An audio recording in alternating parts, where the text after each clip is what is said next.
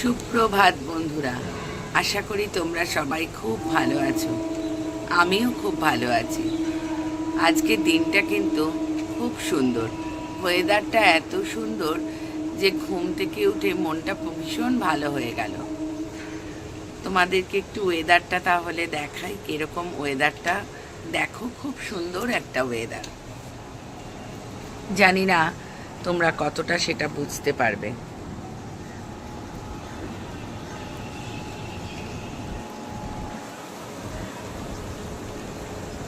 দেখো, নিচে ছোট ছাদের মধ্যে বৃষ্টি পড়ছে এবং বাইরেও তোমরা দেখেও বুঝতে পারবে বৃষ্টি হচ্ছে।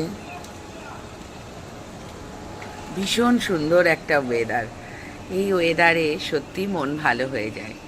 তাই সকাল সকাল সুপ্রভাত জানিয়ে সকলের মঙ্গল কামনা করে দিনটা শুরু করলাম। সকাল মানেই দিনের শুরু, আর দিনের শুরু মানেই মহিলাদের যে কাজটা করতে হয়, যে রান্না করতে হবে, তা ওই রান্না ঘরে অটোমেটিক চলে এলাম। এরপর প্রচুর কাজ আছে। হ্যাঁ বন্ধুরা, এই সমস্তর মাঝে চলে এলাম একটুখানি টিফিনের একটু তরকারি বানাবো। দেখো, তোমাদেরকেও কিন্তু শর্টকাটে একটা বুদ্ধি দিয়ে দিচ্ছি। আলু আর সোয়াবিন একসাথে কিন্তু আমি সাঁতলে নিয়েছি, মানে একটুখানি ফ্রাই করে নিয়েছি। আমি কিন্তু সোয়াবিনগুলো গরম জলে ভাপাইনি, তার সাথে আদা, জিরে এবং গরম মশলা একসাথে একটু বেটে নিয়েছি। নিয়ে একটা টমেটো দিয়ে দিয়েছি, দিয়ে মশলাটা দিয়ে সুন্দর করে কষিয়ে নিলাম। আর একটু গরম জল দিয়েছি, ঈষদুষ্ণ গরম জল। এবার মশলার বাটিটা ধুয়েও একটু জল দিয়ে দিলাম, সুন্দর করে নেড়ে দেখো দেখতেও, এবং কাশ্মীরি লঙ্কাও অ্যাড করেছি যাতে কালারটা দেখতে ভালো হয়। যে কোনো জিনিস কালার ভালো হলে না খেতেও ভালো লাগে। এবার নামানোর আগে একটু মিষ্টি দিলাম এবং একটুখানি আমি শুভ দুপুর বন্ধুরা, আশা করি তোমরা সবাই খুব ভালো আছো, সুস্থ আছো।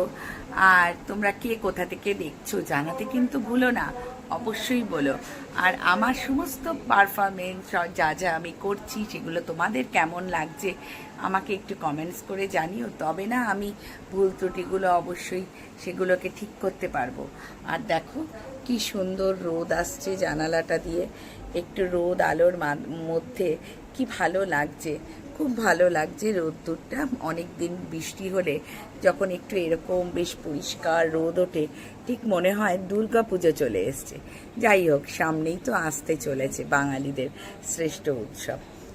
তাহলে শুভ দুপুর জানালাম, আশা করি তোমরা সবাই ভালো আছো। আমিও আবার পরে আসছি তোমাদের সাথে গল্প করতে।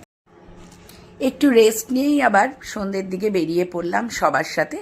একটুখানি কেনাকাটি আছে, তার সাথে সাথে শুরু হয়েছে প্রচণ্ড বৃষ্টি। আর বর্ষাকাল, বৃষ্টি হওয়াটাই স্বাভাবিক।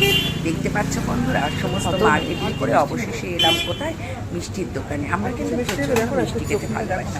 আমি যে মিষ্টির দোকানটার সাথে আমার কর্তামশাইয়ের একটা অন্তরের সম্পর্ক রয়েছে। সম্পর্কটা কি না, এটা হচ্ছে শতাধিক পুরনো একটা মিষ্টির দোকান, আর তার এটা ছোটবেলাকার পাড়া। আর সেই দোকান মিষ্টি, মানে মিষ্টির দোকান, আর সেই দোকান থেকে ননি চলে এসছে, লাল লাল চলে গেছে। বহু পুরনো উত্তর কলকাতার দোকান। তোমরা যদি কেউ গিয়ে থাকো ওখানে, অবশ্যই এটা থেকে মিষ্টি কিনে দুর্দান্ত মিষ্টি পাওয়া যায়। সত্যি, স্মৃতি যেমনই হোক সেটা সবসময় মধুর। আমার এই ভিডিওটা তোমরা কে কোথা থেকে দেখছো বলো। আমার চ্যানেলটা মান্তুস ক্রিয়েশন সাবস্ক্রাইব করো কিন্তু।